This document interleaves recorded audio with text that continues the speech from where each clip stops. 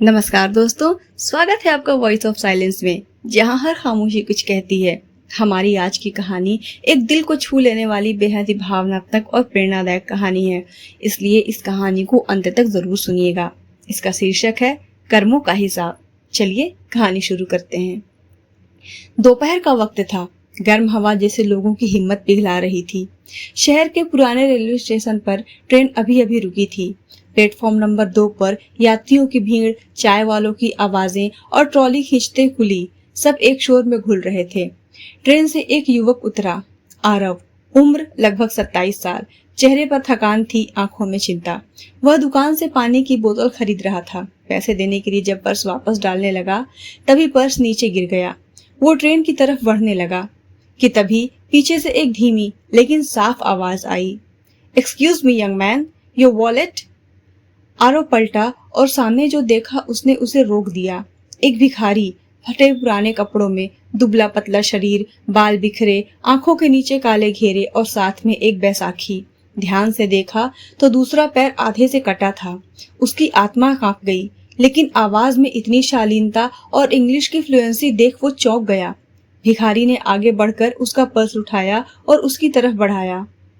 Thanks uncle, Aarav ने थोड़ा झेंपते हुए कहा। कीप इट केयरफुली सन, उस भिखारी ने मुस्कुराकर कहा। आरव के मन में सवाल उठे, एक भिखारी जो इतनी अच्छी इंग्लिश बोलता है। इतनी अच्छी इंग्लिश तो उस कंपनी का बॉस भी नहीं बोल पाता था जहां मैं काम करता था। उसने पूछा, आप कहाँ से हैं अंकल? आपकी इंग्लिश बहुत अच्छी है। आप इस हाल में, ये बात हजम नहीं हो रही है। भिखारी मुस्कुराया और बोला, my child, you don't have enough time to listen to my old worn out story. You will miss your train. अब तो आरव के मन में और भी तूफान उमड़ने लगा। वो इन भिखारी अंकल की कहानी सुने या ट्रेन पकड़े। उसकी सीट की रिजर्वेशन भी थी। तभी ट्रेन ने हॉर्न बजाया। भिखारी बोला, गो, you will miss your train. Aarav अपने मन के तूफान को संभालते हुए भागकर ट्रेन में गया। ट्रेन धीरे धीरे चलने लगी। भिखारी पीछे मुड़ा और जाने लगा। तभी पीछे से आवाज आई, excuse me uncle, I am free now. Will you tell me your story? भिखारी हल्के से मुस्कुराया और बोला, Come here. आरव जिज्ञासावश भागता हुआ आया। स्टेशन के उस सीमेंट से बनी सीट पर उस भिखारी को बैठाया और बोला, बाबा मैं समझ चुका हूँ आप बहुत अच्छी इंग्लिश बोलते हैं, लेकिन मेरी इंग्लिश उतनी अच्छी नहीं है। मेरे कपड़ों पर मत जाइए। भिखारी मुस्कुराया, मुझे लगा तुम किसी अच्छे से IT कंपनी में काम करते होगे। आरव थोड़ा उदास हो गया और बोला, हाँ अंकल, करता था, पर 2 साल पहले ही छोड़ दिया। मुझे वहाँ की मशीन जैसी जिंदगी पसंद नहीं आई, इसलिए 2 साल काम करके मैंने छोड़ दिया और अभी अपनी वर्कशॉप चलाता हूँ। पर मैंने अपनी ट्रेन खुद की कहानी बताने के लिए नहीं छोड़ा, आपके लिए छोड़ा है। आपकी लैंग्वेज देखकर लगता नहीं कि आप भिखारी हैं। ऐसा क्या हुआ बाबा आपके साथ जो आप यहाँ इस हाल में हैं? भिखारी के चेहरे की मुस्कान धीरे से गायब हो गई। उसने कहा, क्या करोगे मेरी कहानी जानकर? अब बस यही सच्चाई है, ये रेलवे स्टेशन ही मेरा घर है, यही तक मेरी दुनिया है। आरव की जिज्ञासा और बढ़ी। उसने उस भिखारी का हाथ थामकर विनती की, बाबा मुझे लगता है कि मुझे आपसे जरूर कुछ सीखने को मिलेगा। भिखारी बोला, तुमने मेहरा मोटर्स का नाम सुना है? आरव बोला, हाँ, कुछ साल पहले वो कंपनी काफी तेजी से ग्रोथ कर रही थी, पर अब तो बस किसी तरह चल रही है। मार्केट से उसका दबदबा ही चला गया है। क्यों, क्या आप उस कंपनी में काम करते थे? भिखारी आसमान की ओर देखकर बोला, मैं उसका फाउंडर अशोक मेहरा हूँ। आरव को जैसे सदमा सा लग गया। उसकी आंखें बड़ी हो गई। वो चौंक कर बोला, क्या आप अशोक मेहरा? पर आप तो अमेरिका गए हैं, ऐसा मुझे पता चला था। भिखारी की आंखों में नमी आ गई। आंखें दूर शून्य पर टिक गई, जैसे वह किसी पुराने संसार में लौट गया हो। उसने कहना शुरू किया, कभी इस देश की एक बड़ी ऑटोमोबाइल कंपनी का मालिक था मैं। इंजीनियर था, लेकिन सपना सिर्फ खुद के लिए नहीं, देश के लिए, परिवार के लिए कुछ बनाने का था। अपनी मेहनत, अपने पसीने और रातों की नींद बेचकर मैंने एक कंपनी खड़ी की, मेहरा मोटर्स। उससे पहले मैं तुम्हारी ही तरह एक ऑटोमोबाइल कंपनी में काम करता था। 5 साल तक वहाँ काम किया। वहाँ से काफी अनुभव मिला। उसी अनुभव के आधार पर और थोड़ी बहुत बचत से एक ऑटो पार्ट्स का वर्कशॉप खोला। दिन भर कंपनी में घिसता और रात को अपने वर्कशॉप में। तब मेरा बेटा रौनक छोटा था। वो मुझे काम करते हुए देखता और कहता, पापा मैं आपके जैसा ही मेहनती बनूंगा। इतना बोलते ही अशोक जी के आंखों से आंसू टपक गए। उन्होंने कहा, जब मेरा वर्कशॉप अच्छा चलने लगा तो मैंने कंपनी छोड़ दी और पूरा समय वर्कशॉप को दिया। 10 साल की कड़ी मेहनत के बाद मैंने उस वर्कशॉप को मेहरा मोटर्स कंपनी में बदला। कंपनी अच्छे चलने लगी। मैंने मेरे बेटे को अमेरिका से इंजीनियरिंग करवाई ताकि मेरे बाद वो इस कंपनी को आगे ले जाए। जब वो अमेरिका से आया तब तक मेरी कंपनी इंडिया के टॉप ऑटोमोबाइल कंपनी में गिनी जाने लगी। उसे आए 6 महीने भी नहीं हुए थे कि उसने मुझसे कहा, डैड अब आप इस कंपनी से रिजाइन ले लीजिए, मैं अब इस कंपनी को संभाल सकता हूँ। मैंने कहा, बेटा भले तुम अमेरिका से पढ़कर आए हो पर तुम्हें भारत के मार्केट के बारे में नहीं पता। अभी तुम्हें बहुत कुछ सीखना है। जब समय आएगा मैं खुद तुम्हें सब कुछ दे दूंगा। कौन सा मुझे ऊपर लेकर जाना है। बात आई गई हो गई। रौनक मेरी बात समझने लगा। कुछ समय बाद मैंने उसके लिए अच्छी सी लड़की देखी। जब मैंने उससे रिश्ते की बात की तो उसने मना कर दिया और बोला, डैड मैं मेरी पर्सनल असिस्टेंट को पसंद करता हूँ, उसी से शादी करना चाहता हूँ। मेरी पत्नी को वो लड़की यानी तानिया बिल्कुल पसंद नहीं थी, पर मैंने अपने बच्चे की खुशी के लिए शादी के लिए उसे भी मना लिया। पर मुझे क्या पता था कि मैं बहू नहीं बर्बादी ला रहा हूँ। तानिया शुरू के कुछ महीने एक अच्छी बहू की तरह ही थी। मैंने सावित्री को समझाया, देखो तुम ही गलत थी, तानिया एक अच्छी लड़की है, वो मेहनत करके आगे आई है। शायद यही बात हमारे बेटे को पसंद आई हो।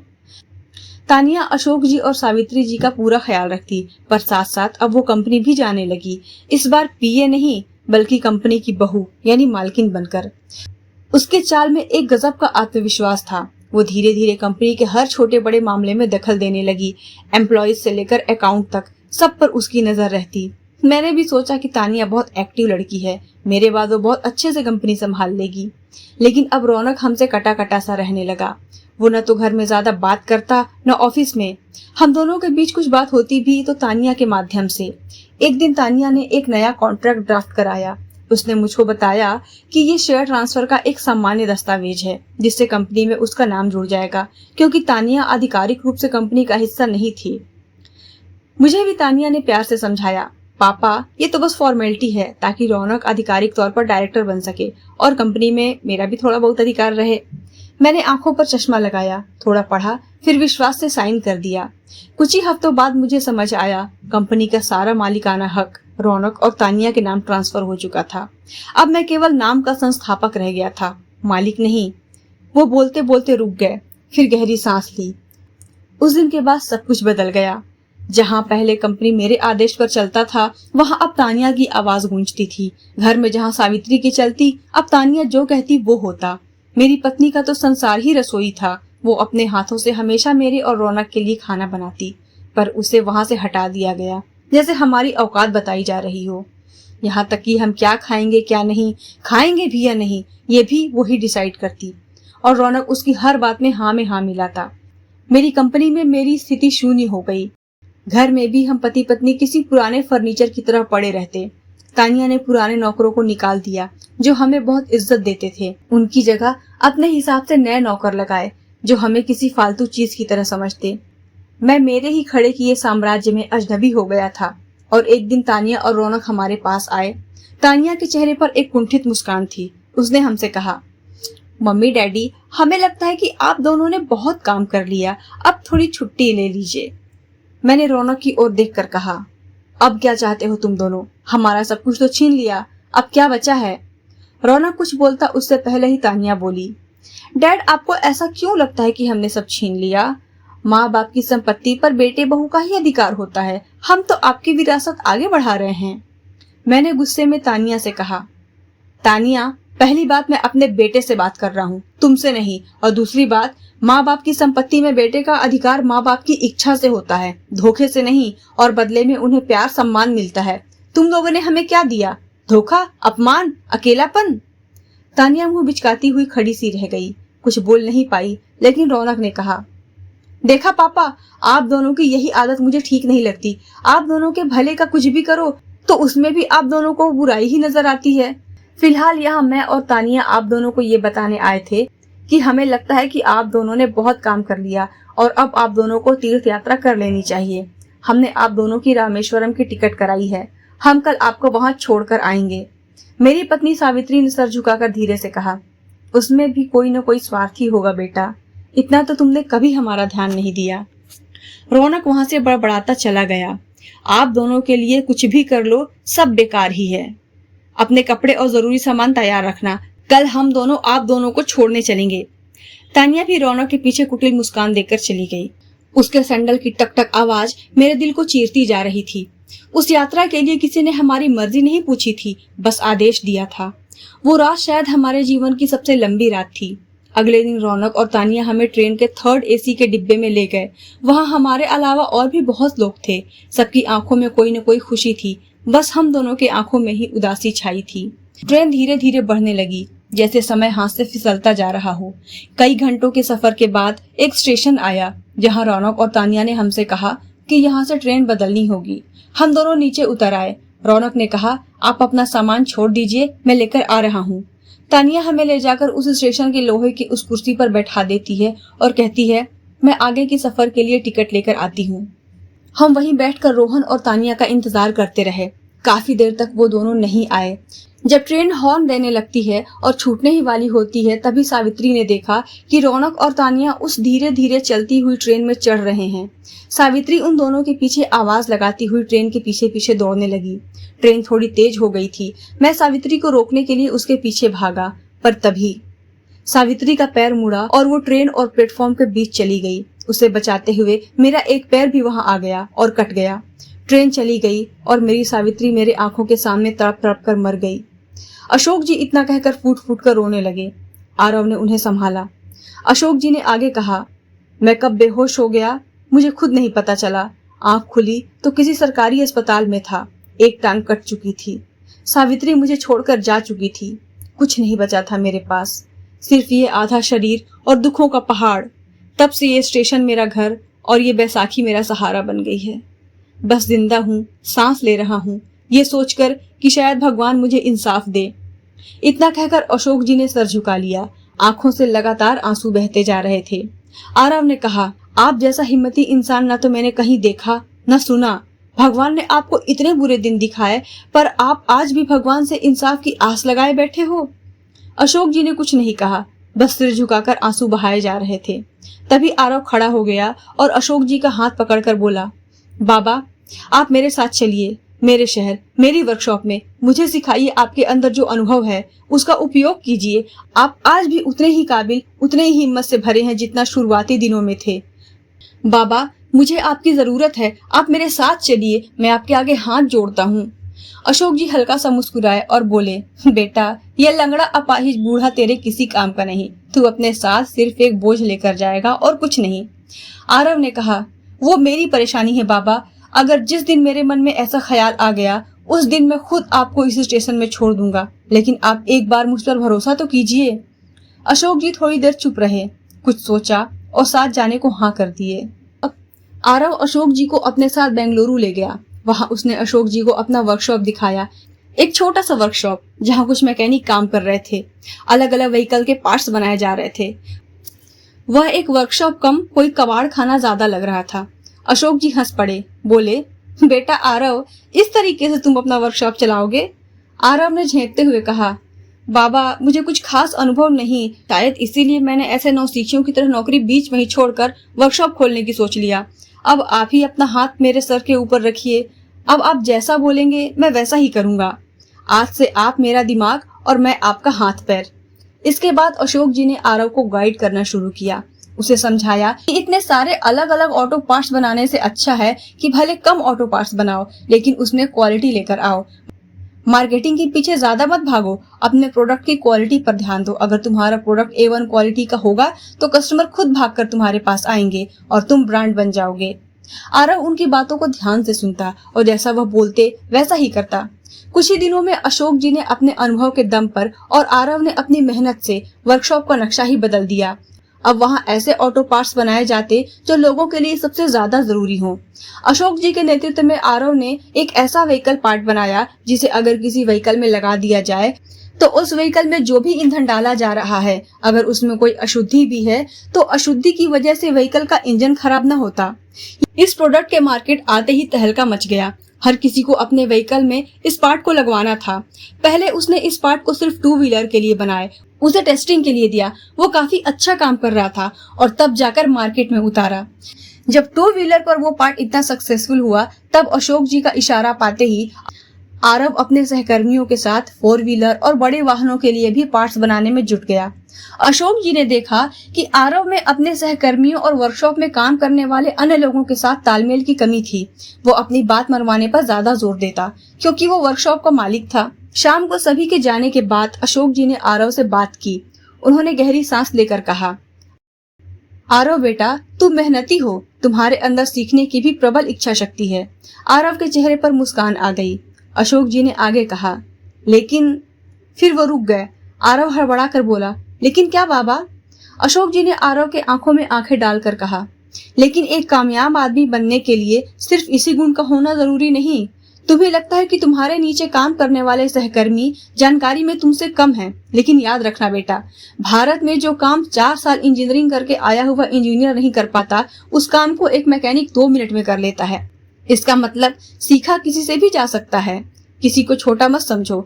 अपने साथ काम करने वालों को अपना परिवार मानो। उनका वैसे ही ख्याल रखो जैसे अपने परिवार का रखते हो। उनकी भी बात सुनो। अगर सही लगे तो उस काम को करो। क्या पता उसके पास तुमसे ज्यादा अनुभव हो।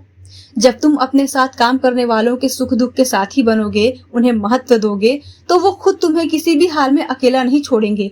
और इस तरह खड़ा होता है एक कंपनी का नींव। समझे मेरे बच्चे?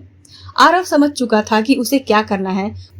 उसने अपने व्यवहार को काम करने वालों के प्रति बदला और धीरे धीरे उसका अपना खुद का एक परिवार बन गया जो एक दूसरे का साथ देते।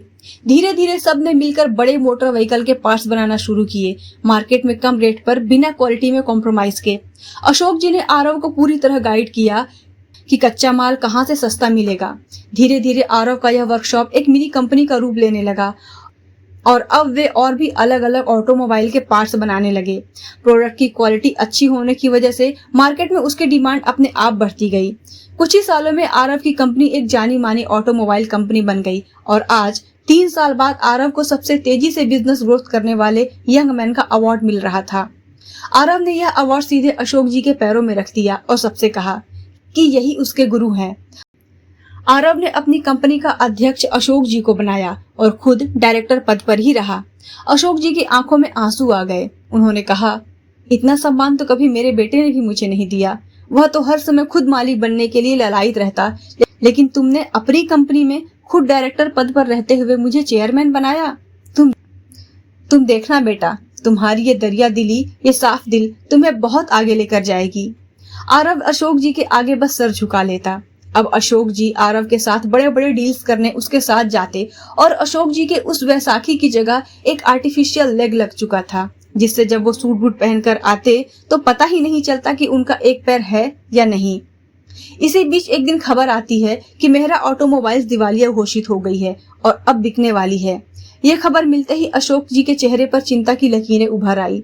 आरव ने यह बात भांप ली। उसने कहा, बाबा, आपको ये सुन के बहुत बुरा लग रहा है ना? अशोक जी ने बाहर खिड़की की तरफ मुंह करके बोला, हाँ, मैंने उस कंपनी को किस तरह दिन रात एक करके खड़ा किया था, ये मैं और सरला ही जानते हैं। बिना किसी के सहयोग के, गलतियां करके, अपनी कमाई लगा के और ना जाने कितनी खुशियों की कुर्बानियां देकर मैंने वो कंपनी खड़ी की थी। सपने में भी नहीं सोचा था कि कभी उसके दिवालिया होने की खबर भी सुनूंगा। बोलते बोलते उनकी आंखों से आंसू टपक गया। आरव ने अशोक जी के कंधे पर हाथ रखा और बोला, बाबा, मैं उस कंपनी को खरीदूंगा।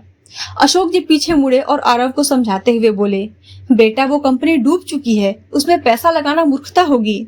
आरव ने कहा, बाबा, मुझे इतना पता है कि वो कंपनी जिसकी है उसे वापस मिलनी चाहिए और आप तो वो पारस हो जो लोहे को भी सोना बना दे।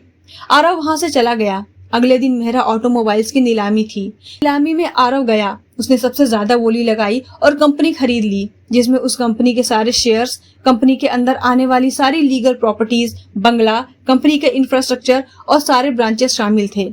अशोक जी का बेटा रौनक अब सड़क पर आ गया था। नीलामी के बाद सारे डॉक्यूमेंट्स की फाइल रौनक के पास गई लास्ट सिग्नेचर के लिए। रौनक ने देखा कि किसी अशोका एंड कंपनीज नाम के कंपनी ने उसकी कंपनी खरीदी थी। नीलामी के कागजों में साइन करते समय रौनक ने देखा कंपनी के चेयरमैन का नाम अशोक मेहरा था। उसका दिल धक से रह गया। उसने कागजों को पलटना शुरू किया।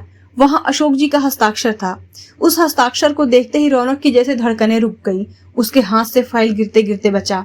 वो भागता हुआ अशोका एंड कंपनीज के ऑफिस पहुंच गया। बड़ा आलीशान ऑफिस, बहुत सारे काम करने वाले कर्मचारी। उसने रिसेप्शन से पूछा, चेयरमैन का केबिन कहाँ है? उसने बताया, अभी वो बिजी हैं, 1 घंटे इंतजार कीजिए। रौनक के लिए वो 1 घंटे एक जन्म जितने लंबे थे। थोड़ी देर बाद रौनक को अंदर जाने की परमिशन मिली।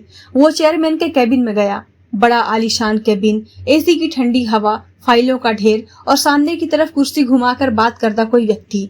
जब कुर्सी सामने की तरफ घूमी तो जैसे रौनक की पूरी दुनिया घूम गई। उसके मुंह से निकला, डैड। अशोक जी अपने बेटे को सामने देखकर फोन रख देते हैं। ऊपर से नीचे तक रौनक को देखते हैं। पुराना सूट, बाल बिखरे, आंखों के नीचे चिंता के काले घेरे। अशोक जी ने औपचारिक रूप से कहा, yes gentleman, tell me, what did you want from me? Raunak आंखों में आंसू लेकर अशोक जी से बोला, डैड प्लीज, मैं पहले से ही अपने किए पर बहुत शर्मिंदा हूँ। अब इस तरह फॉर्मेलिटी वाली बात करके मुझे और शर्मिंदा मत कीजिए। अशोक जी का चेहरा सख्त हो गया।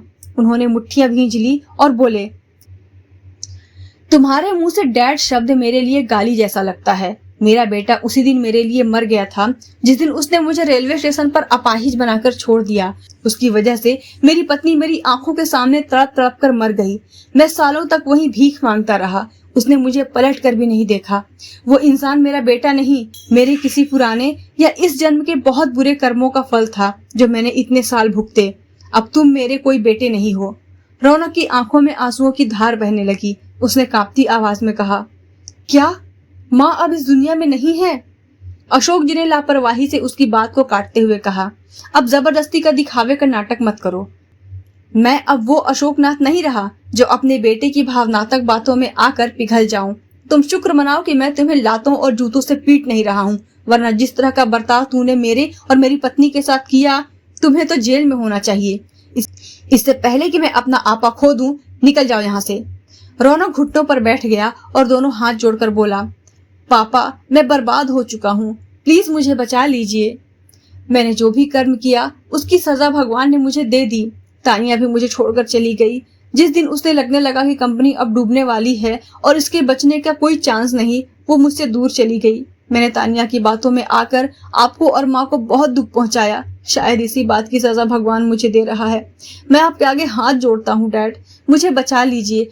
आपने मेरी कंपनी खरीद ली, कोई बात नहीं, ये तो आपकी ही थी। आप मुझे अपनी कंपनी में कोई छोटे मोटे सेल्समैन या कोई नौकरी ही दे दीजिए, मैं उसी में खुश हो जाऊंगा। अशोक जी पीछे मुड़े और खिड़की की तरफ मुंह करके बोले, तुम जैसे आदमी को मैं अपनी कंपनी में नौकरी तो क्या, कंपनी के बाहर खड़े होकर भीख मांगने की परमिशन भी नहीं दूंगा। अब इससे पहले कि आरव यहाँ आ जाए और तुम्हें पुलिस को दे दे, तुम चुपचाप यहाँ से चले जाओ। कहीं न कहीं मेरे अंदर का पिता ही है जो मुझे तुम्हारे साथ उस हद तक की बदसलूकी और तुम्हारे कर्मों की सजा देने से रोक रहा है। इससे पहले कि मैं अपना आपा खो दूं, निकल जाओ यहाँ से। रौनक मुंह लटकाकर वहां से धीरे धीरे जाने लगा। अशोक जी ने उसे मुड़कर पीछे देखा तक नहीं। शायद रौनक को उसके कर्मों की सजा मिल गई, लेकिन अशोक जी को जो सजा मिली वह किस बात की थी, वो बात आज तक नहीं समझ पाए। रौनक के जाते जाते अशोक जी की आंखों में एक आखिरी बार आंसू आए, अपनी पत्नी के साथ हुए अन्याय को याद करके। फिर अशोक जी ने कभी पलटकर रौनक की तरफ नहीं देखा, ना ही रौनक की हिम्मत हुई कि वह अशोक जी के सामने दोबारा आए। दोस्तों, क्या अशोक जी ने रौनक के साथ सही किया? आप इस कहानी के बारे में अपने विचार हमें कमेंट करके जरूर बताएं। यह कहानी पसंद आई हो तो हमारे वीडियो को लाइक करके चैनल को सब्सक्राइब करना बिल्कुल ना भूलें। साथ ही हमें सपोर्ट करने के लिए आप हमें सुपर थैंक्स भेज सकते हैं। आपके छोटे से सहयोग से हमें बहुत प्रेरणा मिलती है। जाते जाते हमें ये जरूर बताएं कि आप इस वीडियो के भारत के या दुनिया के किस कोने से देख रहे हैं। राधे राधे।